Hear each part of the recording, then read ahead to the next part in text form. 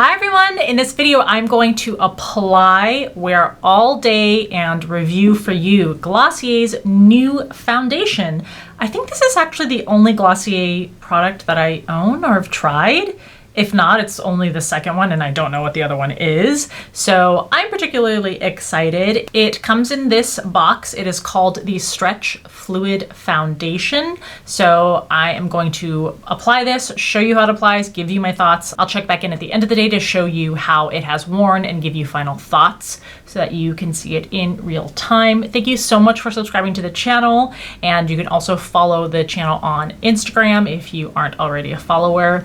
And just make sure you check out my other videos if you haven't already. I put in the description box anything that I'm wearing in the video that I can link for you, including other makeup products, but especially, of course, this one. It also shows up in the video itself with YouTube's product links. Any affiliate links are marked, and if you do click on the product tag in the video, those are affiliate links also. You can purchase this through Sephora. It retails for $34, so a mid-range in terms of pricing. It comes in 32 different shades. This is a glass bottle in a pump dispenser. The shade that I will be testing out in this video is Light 5. Let's look at the claim so that you know what to hopefully expect and get out of the foundation. This is supposed to be a hydrating gel cream foundation that nourishes skin for buildable light to medium coverage with a natural finish. It's described as having an 89% skincare base, plant-derived squalene and glycerine for hydration,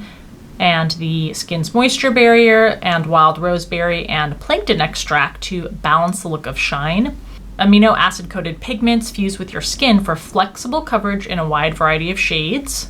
It claims that in 2 weeks, they have a consumer study where 54 people between the ages of 18 and 69 all agreed that it was lightweight and felt like skincare, and 98% agreed it looked like and adapted to their skin. Here is the ingredients list, at least for one of the shades, and you do see that squalane in there, and also glycerin. There's some shea butter also, and thankfully I don't see any fragrance or perfume in there. I always love hearing that a foundation is skin-like, and especially if it has nice skincare ingredients. Squalane and glycerin are pretty ubiquitous and common. There's nothing super special about them. Although squalane is great for the skin, it's just nothing, I think, super unique or rare. But I love to hear something is natural, feels natural, skin-like. All those are good key shout-out words, so hopefully that stays true. Let's go back in time, and I'm gonna go to a bare face and apply with you. So we're gonna first shake the bottle, make sure it's all mixed up. This is Light 5, which looks a little dark in the container for me. I'm going to do one side of the face applying with my fingers, the other side using a kabuki style dense brush, and I've already done all of my skincare. So it's a pump dispenser. It says to take one pump and do your face, but obviously that's gonna depend on what level of coverage you want. I did do half a pump, which actually, yes, seems to be plenty of product for half of my face. Has a thin to maybe approaching medium thickness of texture. It's not super watery, but it's not as thick as a cream foundation. Yeah, this shade is a little too, just slightly too dark, and I would say yellow-orange on my skin. I should have gone one shade lighter, but it was a little hard to find something that I thought would match.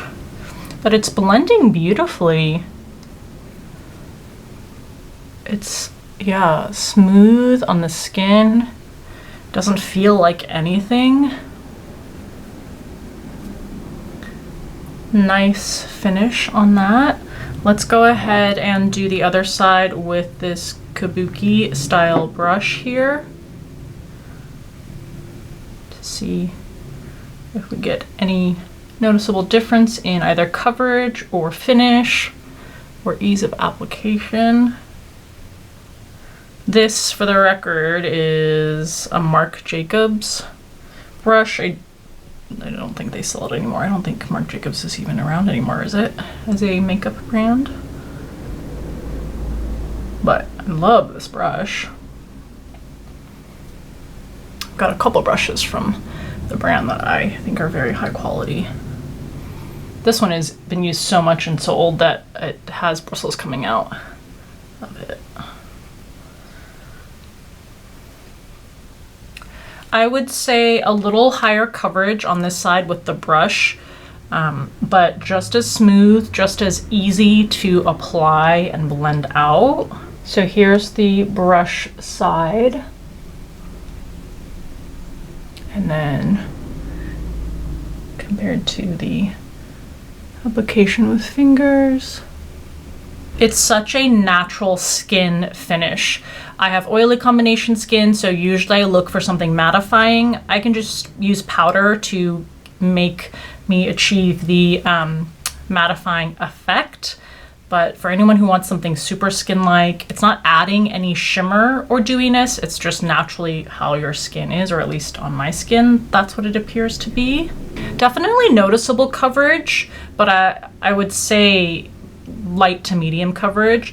Let's add a little more with a second layer just to see how much you can build it up.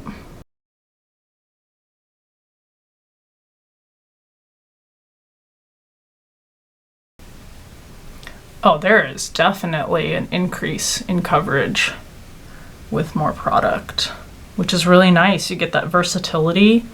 If you want something more almost like a tinted moisturizer, you can keep it really a small amount on the skin. If you want a light coverage, which is what I did with the first layer, you can just do a full pump on the face.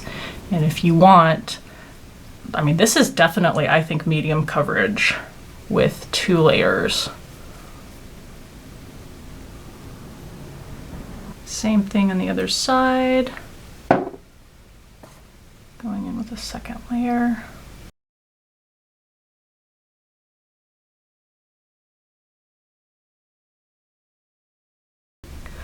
This looks beautiful on the skin. I am very fond of how it looks.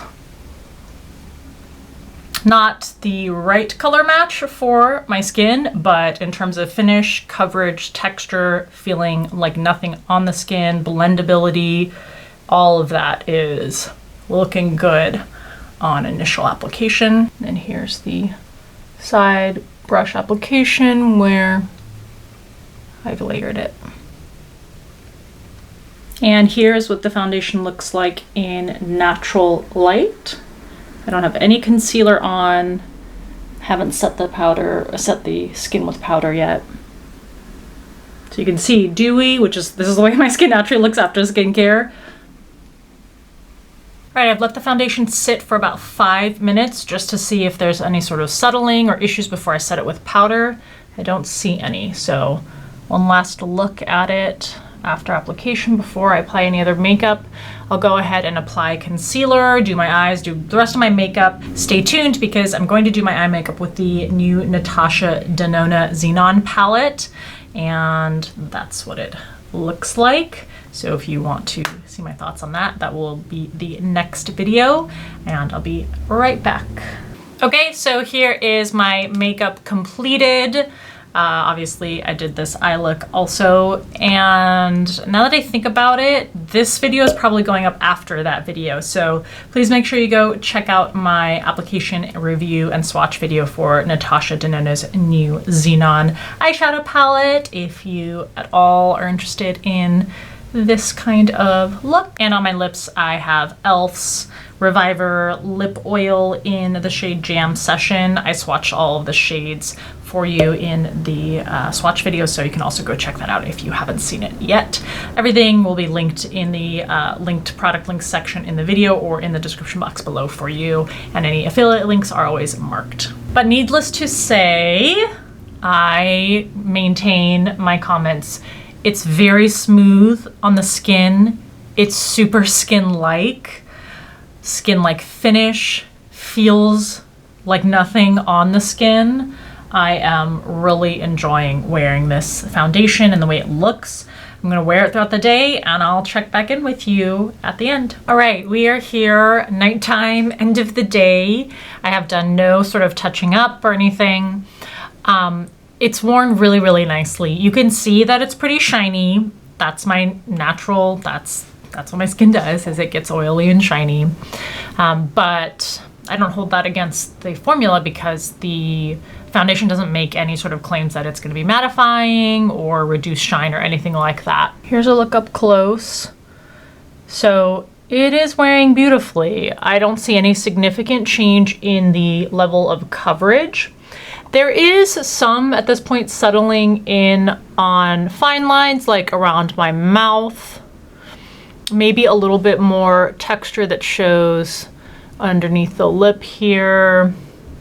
I mean, things that you would have to look up pretty close and be inspecting to notice, but from the casual observer, it looks smooth, it looks skin-like, it still feels very lightweight on the skin.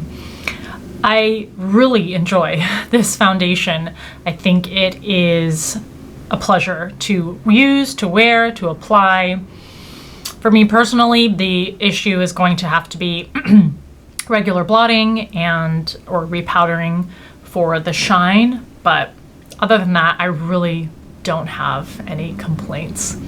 Definitely an A in my book.